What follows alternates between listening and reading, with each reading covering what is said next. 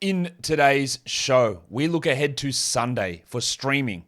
Is this it? Is this the end of your season? Let's make it not the end of your season. Let's get some guys in to win. Michael Bolton. Thanks, Josh. It's Michael Bolton here, and it's time for another episode of the Locked On Fantasy Basketball Podcast. Let's get to it. Let's get to it, indeed. You are Locked On Fantasy Basketball, your daily fantasy basketball podcast, part of the Locked On Podcast Network.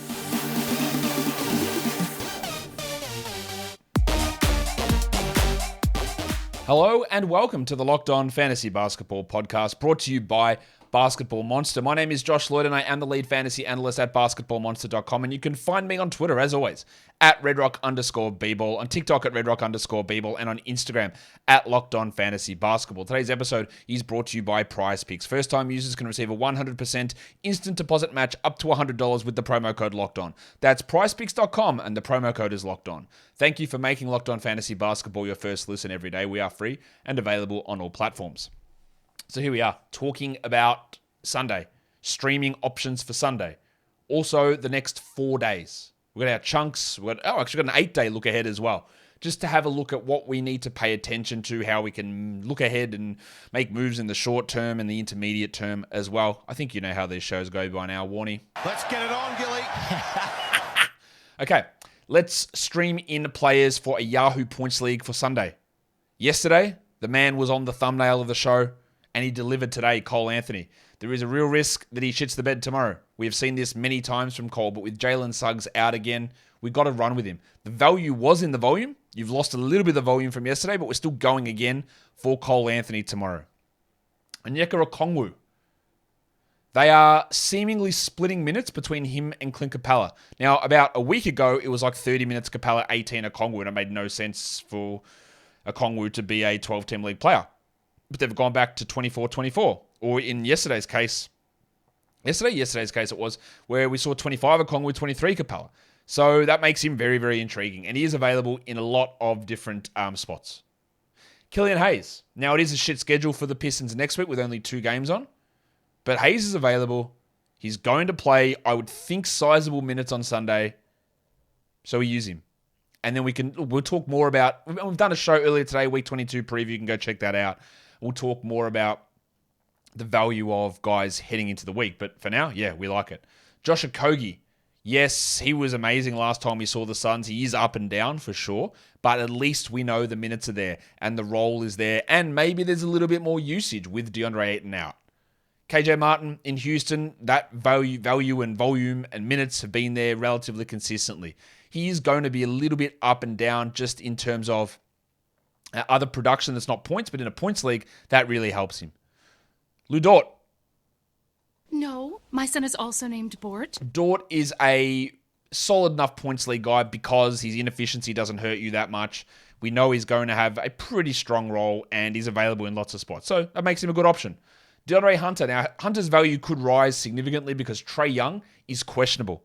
And if Young is out, they will give more opportunities to other players. So DeJounte gets a bigger boost, but Hunter, Bogdanovic, AJ Griffin, Aaron Holiday, not that interested in him, but these other guys get more usage. So Hunter, if he's a 36-minute-a-night player, is a good points league guy anyway. But without Young, the usage for DeAndre should jump up enough for him to get a value as a streamer. And then, yes, I am putting Marvin Bagley III, James Wiseman Sr. on this list because he's off the injury report. Now, I have no idea how Dwayne Casey is going to screw up the rotation, but Bagley is going to play because for some reason they believe in him. And while I don't think he's in line for 30 minutes a night, which makes him a category league option, in a points league, even if he gets 22, 23, he might get enough there. Given the barrenness of the waiver wire or the weirdness of the waiver wire at this point, Bagley is at least back into the mix. I prefer these other guys over him, but he's at least back into the mix if he's getting 20-plus minutes to be a Yahoo Points League streamable player.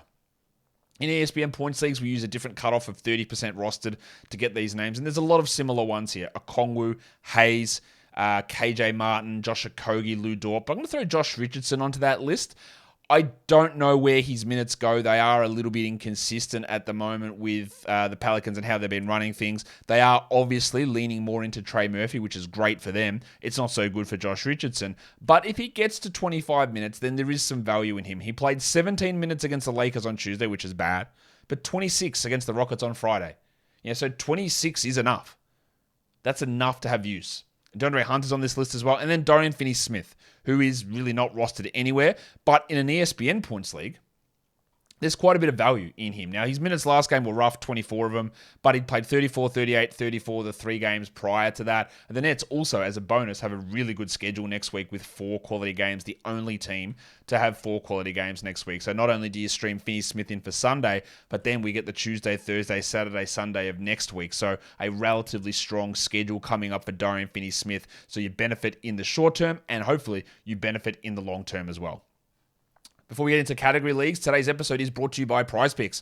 PrizePicks is daily fantasy. It's not your old daily fantasy. It's not salary caps. It's not thousands of people. It's you one-on-one against player projection. So you might see Dorian Finney-Smith, and you might have a points number set at 10.5, and you go, I think he's going to score more than that today. So you throw it into a lineup. You look at his teammate, Nick Claxton. It might be set at 1.5 blocks, and you go, I'll go more than that. And you get between 2 to 6 of those individual player projections. You put them into a lineup, and you can win up to 25 times your entry fee back. It's easy to do. You can do it in under 60 seconds. It's safe and fast. You can do it in over 30 US states, and you can do it in the majority of Canadian provinces and territories. But it's not just the NBA. You can do it for the NHL, yeah. Major League Baseball, men's and women's college basketball, European basketball, cricket, PGA, NASCAR, MMA, boxing, and of course, disc golf. So go to PrizePicks.com or download the PrizePicks app and sign up and play daily fantasy sports. First-time users can receive a 100% instant deposit match up to $100 with the promo code LOCKEDON. If you deposit $100, PrizePicks will give you $100. If you deposit $50, PrizePicks will give you $50. Don't forget to enter the promo code LOCKEDON at sign up for an instant deposit match up to $100. Let's go to category leagues. Who are we streaming in for the points category in a category league for Sunday? It is Lou Dort. He can go off for 20. He can score 12 on 12 shots, but he's got volume enough to be useful.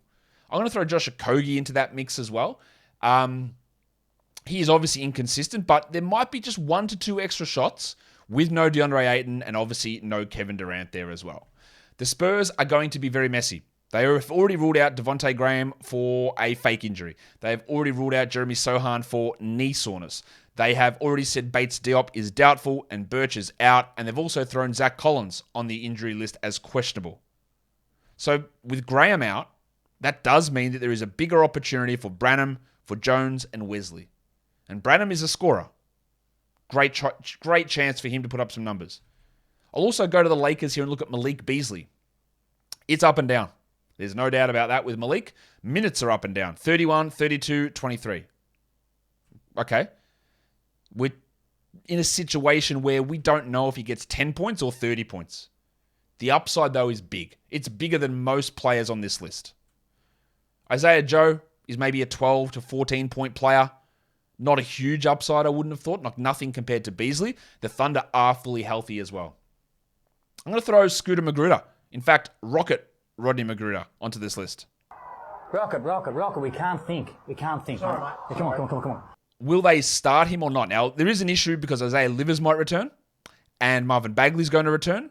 So, do they start Ivy, Hayes, Wiseman, and then what? Livers and Bagley? Magruder and Livers? Livers and Omarui? I don't know. But Magruder has been playing honestly insane minutes for a guy who's not a rotation player.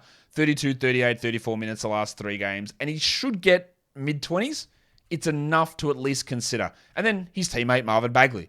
Again, he could start. He could play 26 minutes as a starting power forward. Again, insane coaching, insane general managing, but that might happen. So they've got to be on that list. And then Eric Gordon with the Clippers. Kawhi didn't play today, but he'll be back tomorrow. I expect Gordon plays the back-to-back. And I think that he's going to be a useful player. He's played at least 26 minutes in 7 consecutive games for the Clippers. That was after that game against the Wolves on the 28th of February. He played 7 minutes, and they just sort of took him out of the rotation, which was obviously stupid. And he's played big minutes ever since. So he is a scoring option for us. For threes, a lot of similar names here. Malik Beasley, Isaiah Joe. Beasley's got that 8 3-pointer upside, which is awesome for this sort of situation. Yeah, Joe obviously can be 5 threes, but his minutes probably don't push high enough. Magruder's been hitting a lot of threes. The other one to look here is Gabe Vincent in Miami. He's maybe a 3 to 4 triples upside player, not gigantic upside compared to a lot of the other guys, but he is there. Grayson Allen should be back for the Bucks. He should move back and play 28 minutes as a starter and be able to hit 3 triples. At least a reliable source of triples, nothing else, but a reliable source. You got the Winter Soldier, Max Strus. He's very iffy because I just don't know how they're going to run him playing time-wise. Yes, Lowry is out on Saturday, so when you watch the Heat box score from Saturday, you'll see that things change, but Lowry will return for Sunday's game. But Strus is in the mix, Dort's in the mix, and Finney-Smith is also an option there to hit some threes, given that he should have a reliably consistent role. For rebounds, we're going to look to Phoenix. Jock Landale. I don't know whether he or Bismack Biyombo will start. I expect that Biyombo will start, but both Biyombo and Landale are rebound streaming options, strong ones.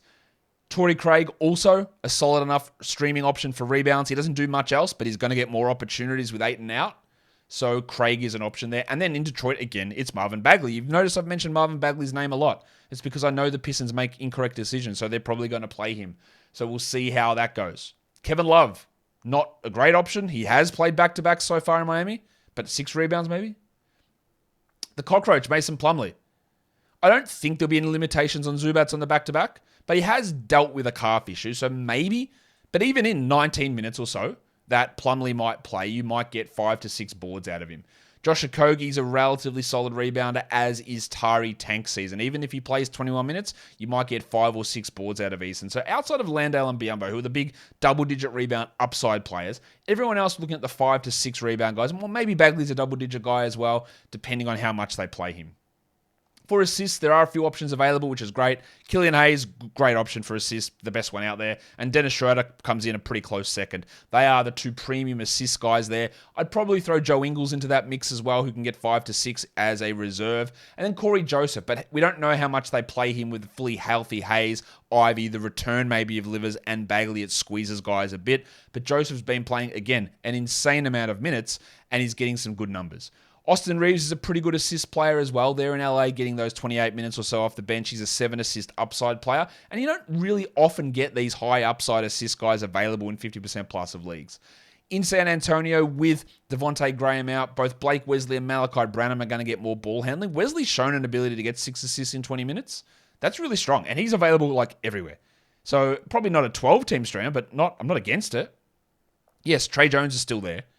Yeah, Sohan is out, though. He's a ball handler. So Wesley, if you're in a 16-teamer, I love Blake Wesley's value. And Branham, both these guys can be 12-teamers. Gabe Vincent's probably a more of a 4 to 5 assist player, but it's still way more assist value on the wire at the moment than we normally see. Let's look at some steals options.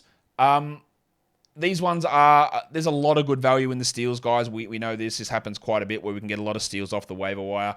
And we look at Matisse Thybulle as the number 1 guy there. Killian Hayes, these are 5 steal upside players. Josh Okogie's a good steals guy. That's a 3 to 4 steals guy. Richardson's probably a 2 to 3, so Gabe Vincent's more of a 2. Tari Eason's a 3 steal guy if he can play 26 minutes. Cam Reddish is a 3 steals guy if he plays 30. And Lou Dort's like a 3 steals guy, but probably more 2. But there is a lot of steals upside available.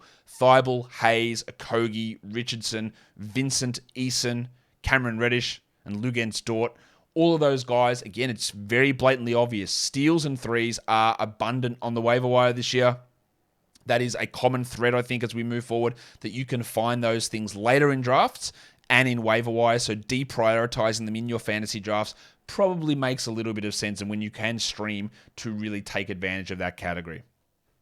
Today's episode, well, actually, the most electric player of the week is brought to you by Nissan.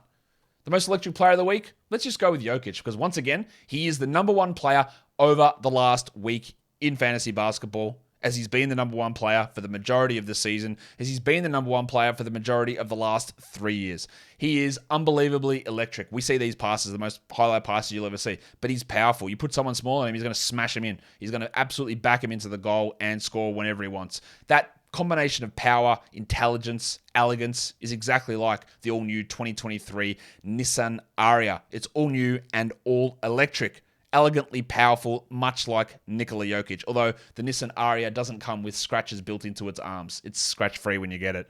The 2023 Nissan Aria packs pin-to-your-seat power and premium intelligence all in one EV. The all-new, all-electric 2023 Nissan Aria, the EV for people who love to drive. Shop now at nissanusa.com.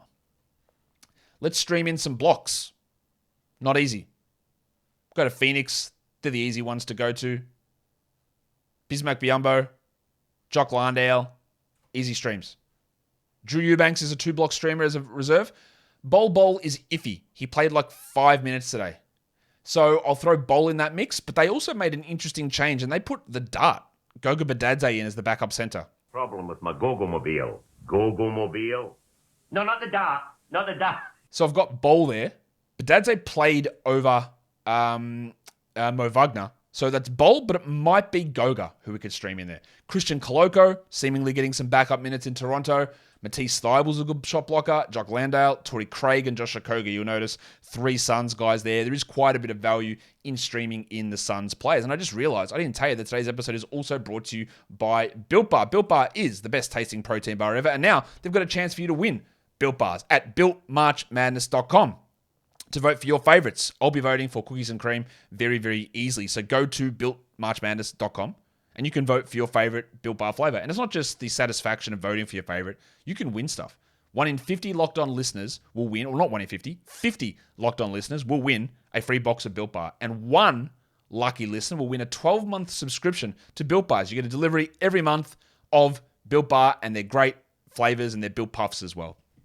Built Bar tastes so great because it's covered in 100% real chocolate, but it still is high in protein and low in calories. It's a combination that you can't beat. So go to BuiltMarchMadness.com right now to vote for your favorite Built Bar or Puff and pick up a box while you're there. You can vote every day in March, so hop in and support your pick.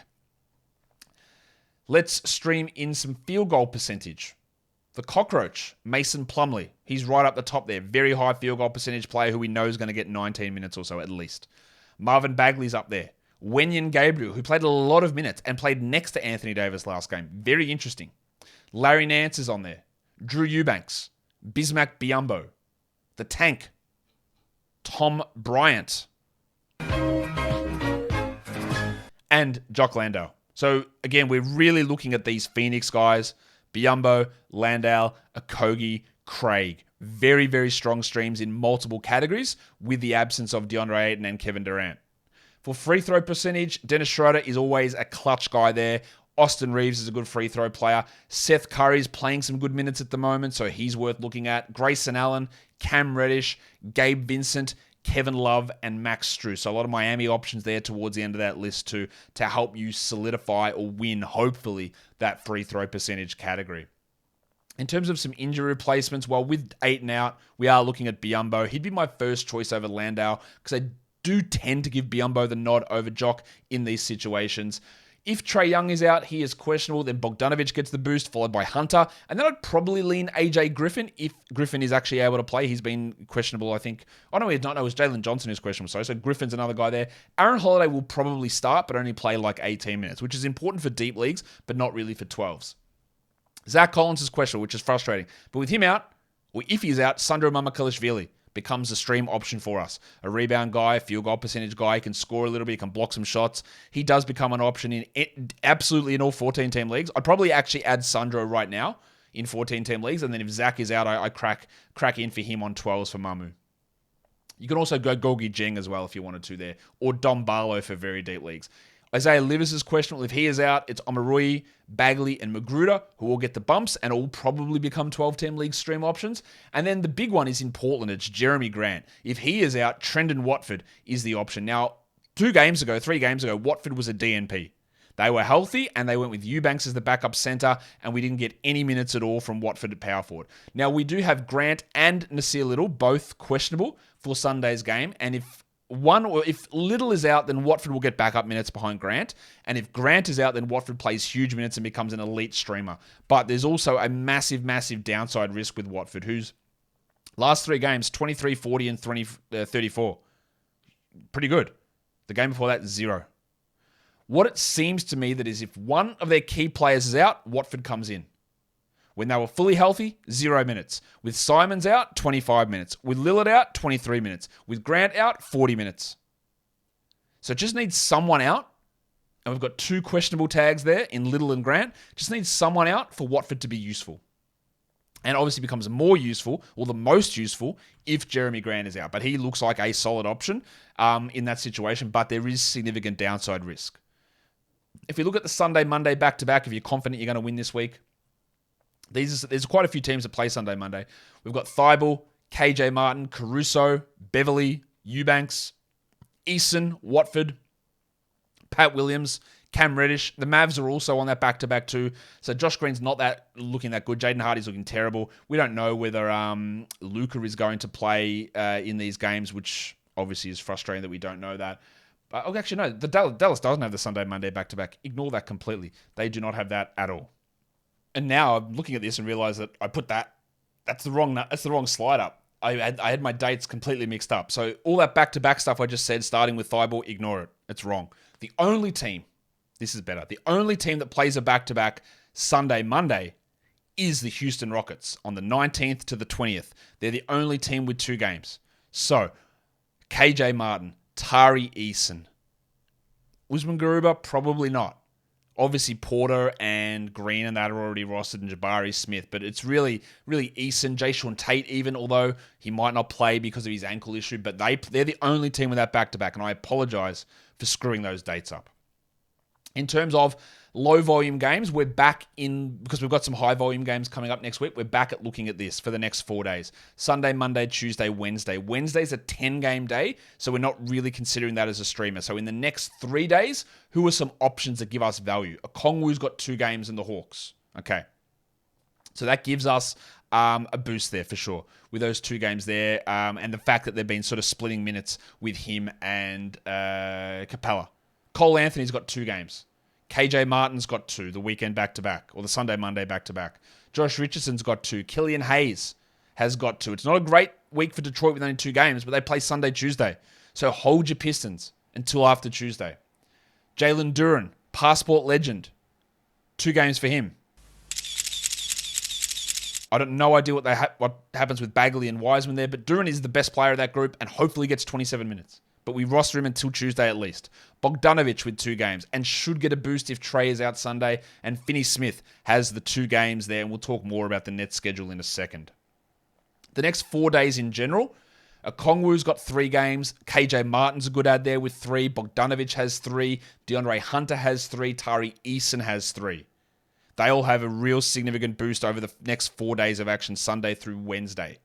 Sunday through Wednesday. And then there's DiVincenzo, who's only got 2, and Kelly Olynyk, who's only got 2, but both those guys are really useful ads, given how good they can be in their limited minutes. If we look just ahead to chunks now, upcoming chunks. So 3 games in 4 nights. We're looking at Atlanta, Houston, and the Spurs. Now, the Spurs is going to throw up all sorts of weird stuff with back-to-backs in there, and the fact that they're already listing guys questionable and out on Sunday. With fake made-up injuries. But they have 3 games in 4 nights. The fact that Collins is questionable Sunday means he might play only 1 out of the 3, meaning Mamu's value goes up. Vassell and Johnson are only playing max 2 of the 3. Trey Jones, Branham, all these guys. There's going to be max 2 out of 3 for a lot of these players here. And maybe Graham only plays 1 out of the 3. 4 in 5 nights, nobody. 4 in 6, it's the Rockets, the Spurs, and the Thunder. Again, the Rockets will play everyone. Confident with that. The Thunder are going to have an issue in one of those games with a back-to-back for Shea, but everyone else has got a nice little boost. And the Spurs, God knows. Honestly, God knows. It's just going to be all over the place. No one plays 5 in 7 nights, and then there's a bunch of teams playing 5 games in 8 nights. The Hawks, the Rockets, the Thunder, the Spurs, and then the Nets get thrown in there as well with a 5-game in 8 night. And we talked about the issues with the Spurs. Shea's going to sit 1 for the Thunder. And then the Hawks with the Trae Young situation already evolving. There's quite a bit of value in these guys, Bogdanovic and Hunter and Eason. And maybe Pig Williams for Oklahoma City. Maybe Joe For the Spurs, maybe it is Mamu, maybe it is Branner, maybe it is Wesley, but does any of them play 5? Probably not. And then there's the Nets with Finney-Smith, O'Neal, maybe Seth Curry, who can jump into that mix as well. And guys, that'll do it for me today. Again, apologies for that screw up on the back-to-backs. Hopefully I caught it in time before you made any moves. Follow this podcast, Apple Podcasts, Google Podcasts, Stitcher, Spotify, and on the Odyssey app. And if you are here on YouTube, you thumb it up and you leave those comments down below. Guys, we are done here. Thank you so much for listening, everyone. See ya.